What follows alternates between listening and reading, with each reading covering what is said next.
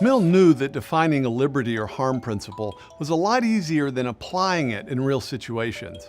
So he spent a good bit of time exploring how he thought the principle should work. In every case, the key question is this: what interests of others should be protected?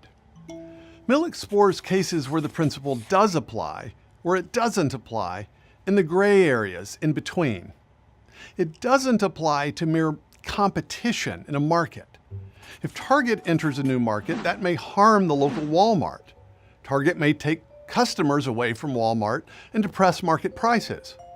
Economists argue that this competition serves customers by reducing prices and improving service. Mill doesn't make that economic argument. Rather, he contends that trade is by nature social. In a commercial society, there are winners and losers when supply, demand, and prices change. What about regulation of business? Mill thinks the state should ban acts that pose a threat to public health. It should also ban the sale of anything with no legitimate use, though it's hard to say what that would be. Guns are used in assaults, for instance, but they're also used in self-defense.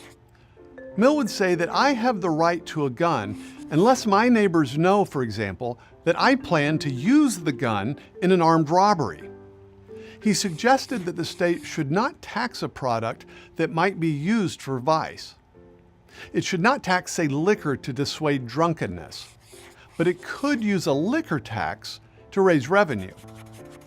Moreover, he thought private parties should be free to encourage vice that poses no threat to others, but perhaps not if the person who promotes the vice profits from it. Think, for instance, of a pimp plugging prostitution. Mill thought parties should be able to exit agreements.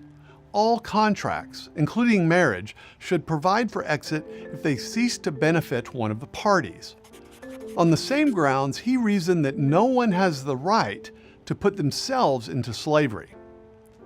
Like the Friedmans in Thaler and Sunstein, John Stuart Mill applied his principle to education.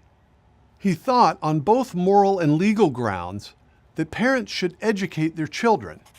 It's one of the most sacred duties of parents, he wrote, after summoning a human being into the world, to give that being an education fitting him to perform his part well in life towards others and towards himself. He thought the state should subsidize education for those who can't afford it, but he regarded state control of education as a dangerous menace. Another notable exemption Mill made to his principle was in marriage and procreation. He thought the state should ban couples from marrying who could not provide for their offspring.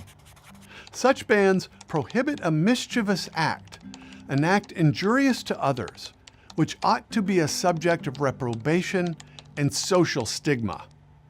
The injury was to their children, who would live lives of wretchedness and depravity, and to the community from overpopulation and depressed wages.